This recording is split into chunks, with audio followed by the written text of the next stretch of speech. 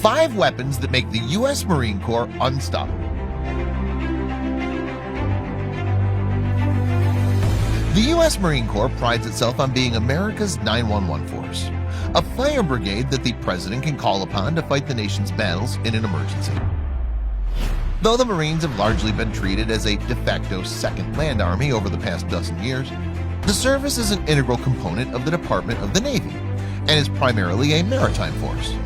Thus, the Marines, as a specialized amphibious force, argue that they need unique hardware to conduct their unique missions.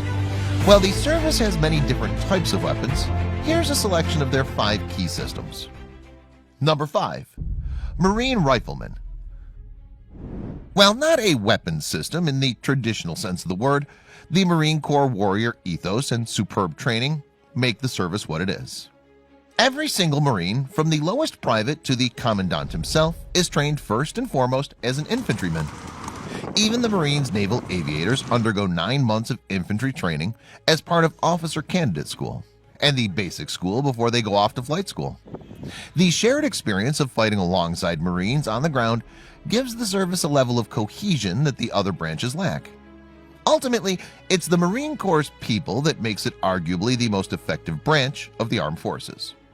With the United States theoretically ending combat operations in Iraq and Afghanistan, the service will shrink to a total strength of 182,000 Marines by 2017.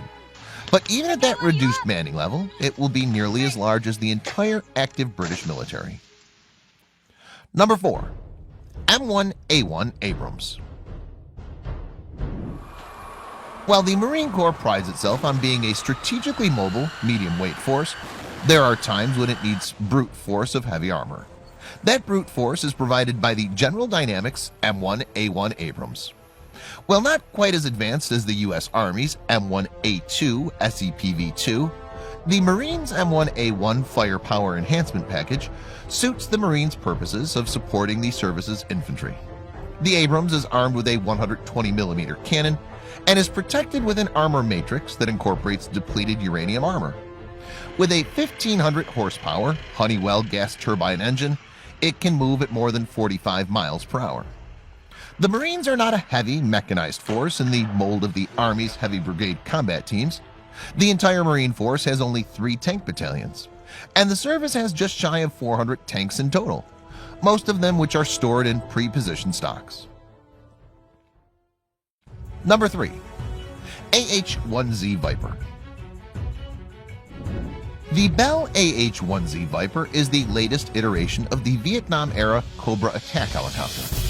While outwardly the AH-1Z looks like its predecessors, it's basically a completely new machine. The AH-1Z is powered by a pair of 1,800 shaft horsepower General Electric T700 turboshaft engines that's coupled with a new 4-bladed composite rotor system that gives the helicopter exceptional agility. It carries a suite of advanced sensors, including a Lockheed Martin target sight system, and can carry the Longbow radar system.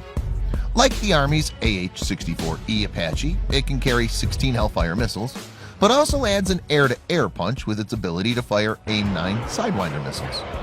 The AH-1Z also shares many common parts with the Marines' Bell UH-1Y Venom version of the UH-1 Huey, which helps with the service logistics. However, on the downside, the Viper and Venom are unique platforms with the Defense Department and have not been built in huge numbers like the Army's Apache or UH-60 Blackhawk helicopters. That means the Marines have a more difficult time keeping their machines up to date with the latest advances, and it costs more. Number 2. Boeing AV-8B Harrier II. The AV-8B Harrier jump jet affords the military's expeditionary units their own organic fixed-wing air support. For the Marines who can't always afford ready access to heavy artillery, aircraft act as a mobile fire support. While the Harrier is not the best fighter or strike aircraft, until the Lockheed Martin F-35B Joint Strike Fighter becomes operational, it's the only short takeoff, vertical landing aircraft that can operate from amphibious assault ships.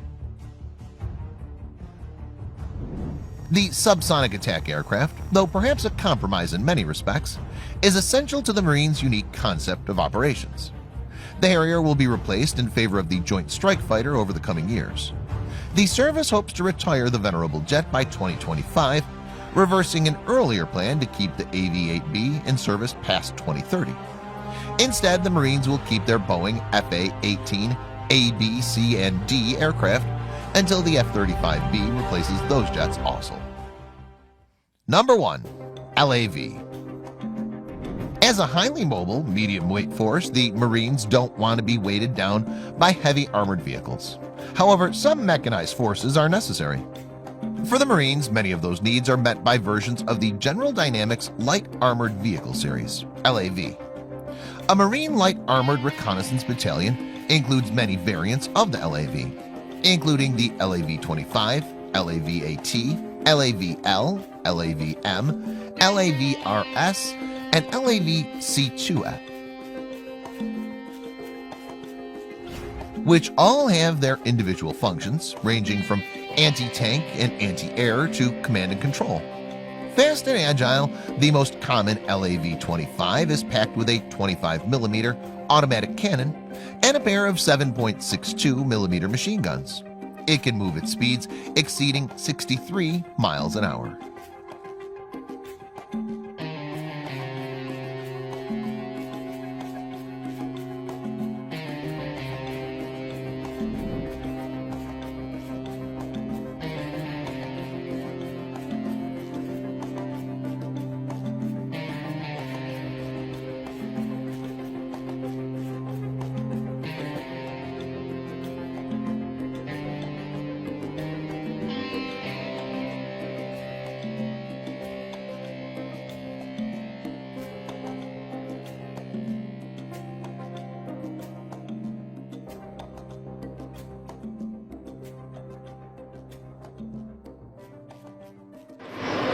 How you doing? Hey, good to see you.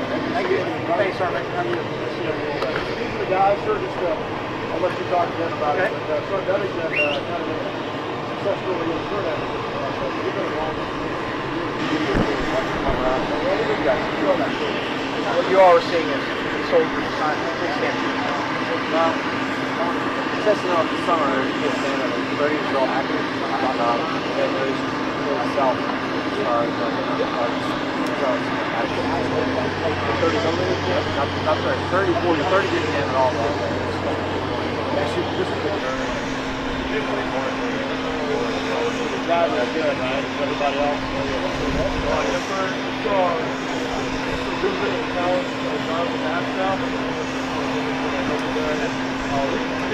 Yeah, I show what you're talking about. It's a spiral monster where you need cameras like a car's got all around.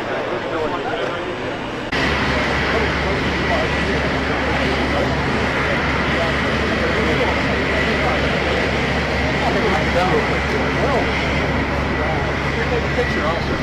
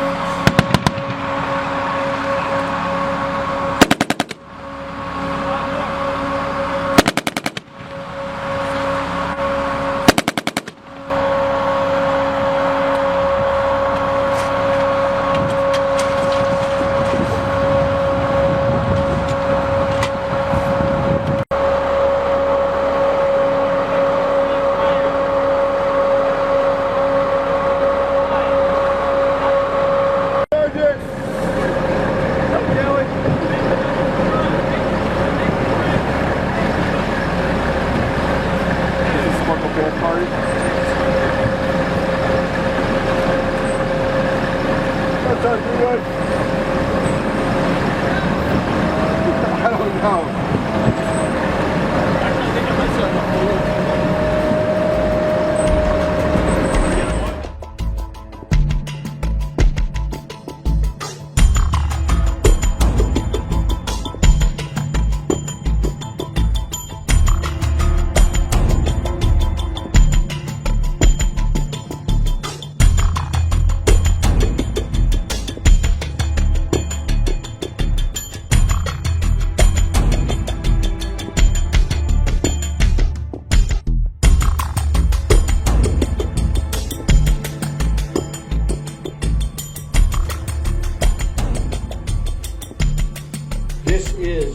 tremendous vehicle.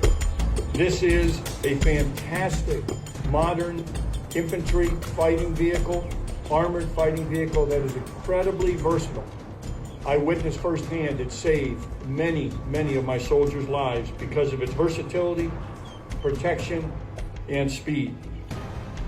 Now, this is also a significant step for modernization of the Royal Thai Army, a tremendous army. But all armies must modernize and keep up with the challenges, the complex challenges today. And Thailand has taken this great step, and they've acquired probably the finest vehicle possible for the many, many complex challenges today.